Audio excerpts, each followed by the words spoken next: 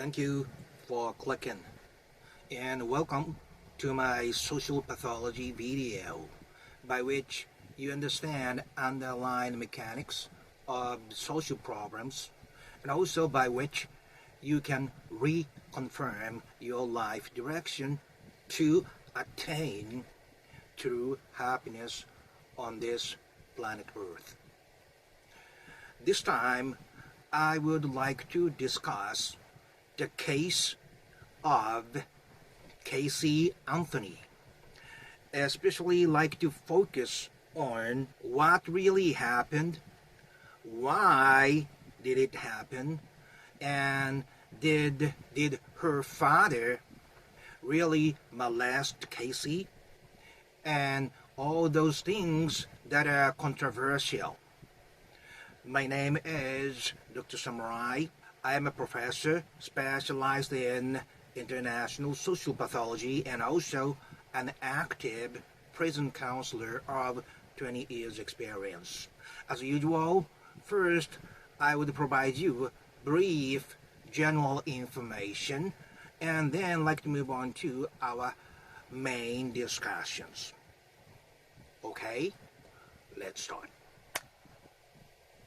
So, everything happened in July 2008. Casay's mother, Cindy, made a 911 call about her missing granddaughter, Casay Anthony, who had actually been missing for 31 days. And allegedly, Casay's car smelled like a decomposed human body. The reason why this case became so internationally famous was Casay, the mother of Kaylee. Her explanations varied so pathologically.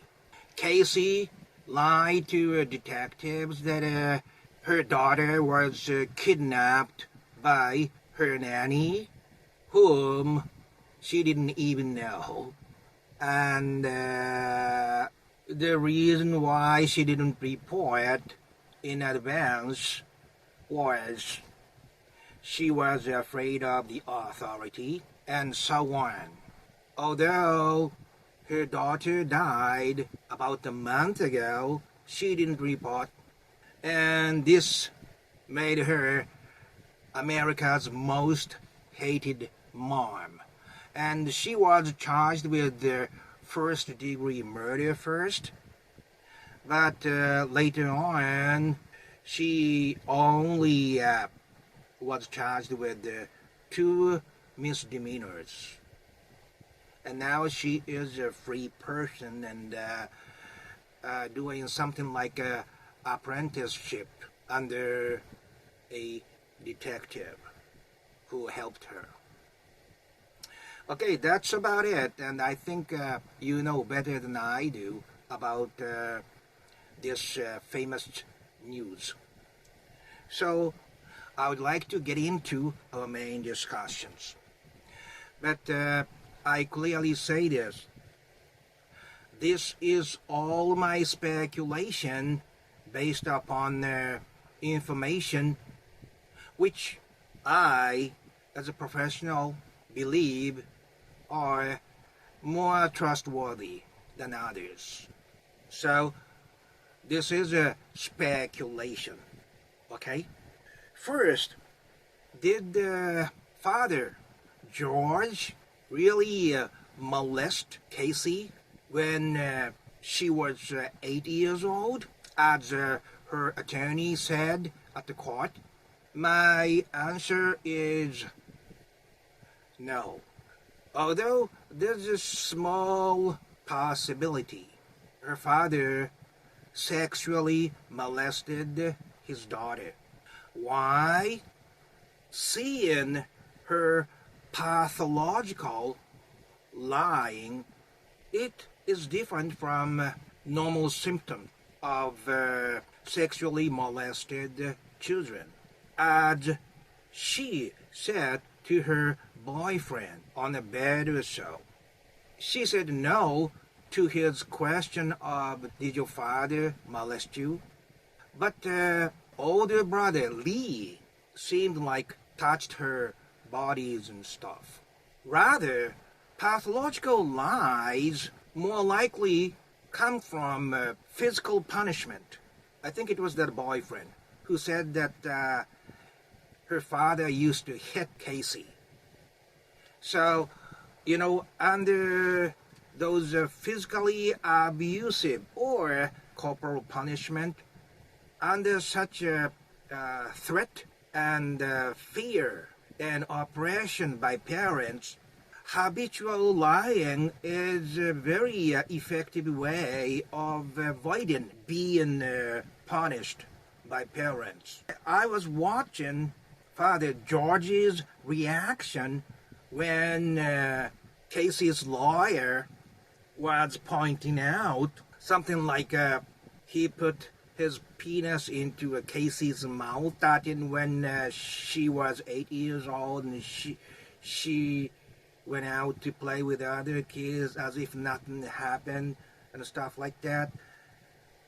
His face kind of showed emotional reaction, because it shows something on the person's facial expressions. And he did not answer straightforwardly to her lawyer's question regarding that molestation. I think it was because he did physical punishment. So Casey's father was not perfectly clean in terms of abuse, but I think it was more likely physical abuse. Based upon Casey's boyfriend's remarks and her symptoms of pathological lies. That's the answer first, okay? What really happened, right? This is what I speculate what happened. Kaylee was born in 2005, and the incident happened 2008. That means Kaylee was 3 years old, right in the middle of her first rebellious period. I think you saw Casey's happy, smiling faces with Kaylee. So many of them, uploaded in website image sections. What you have to know is even those people who are known to be very violent, when things are going okay within the person's expectation, he or she act the same as normal people. But the difference comes when things hit the line that touches their nerves. Normal people can control, but those aggressive people cannot control. So I think, although her parents do not like to believe, Casey murdered her own daughter Kaylee intentionally by using chloroform.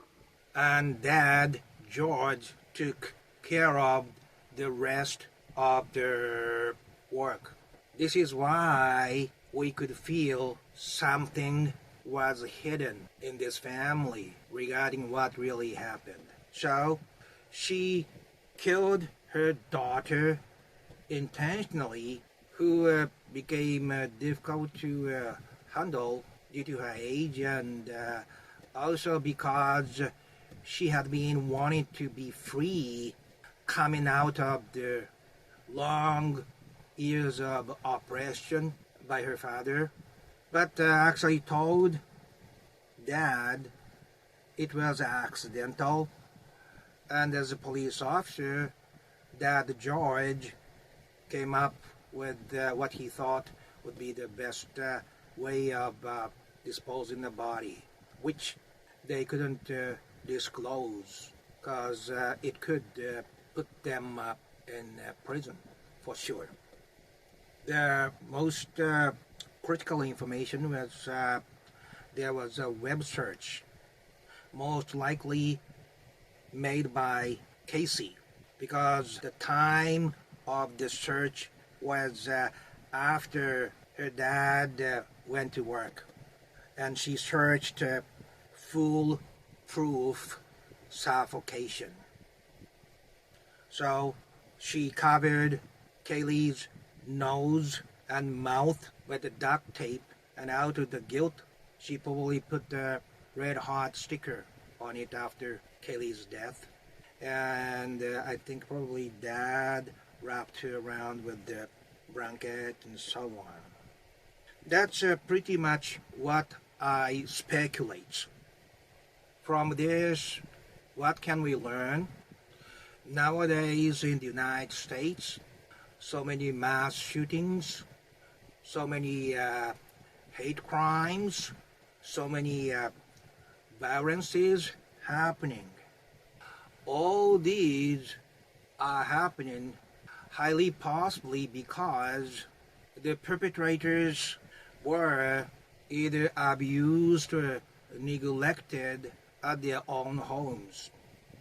And we must know, although in Casey Anthony's case, she killed her own daughter, more often those maltreated at home are released into the society and attack third parties who do not have anything to do with what happened to them as a substitute or surrogate of who actually did it to the perpetrator in the childhood. As I have been saying, because there is an action, there's a reaction. Without this action, there's no reaction. So if we really want to make the society peaceful, as California Governor Newsom was asking what the hell is happening in this society. What the hell is happening is something highly negative behind the closed doors on the children. And they are all released into society and attack other people. Like dogs who have been beaten all the time. Once you release him, he's going to bite other people in the public, right? So we have to improve our family conditions to stop this kind of incident or all those murders that are happening today. Prevention is the answer. More effective and more economical.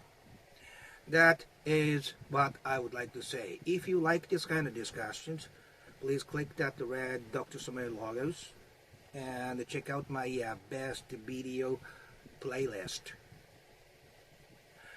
And up until next time, please care about your loved ones wherever you are on this same planet Earth. Okay, thank you very much and bye-bye now.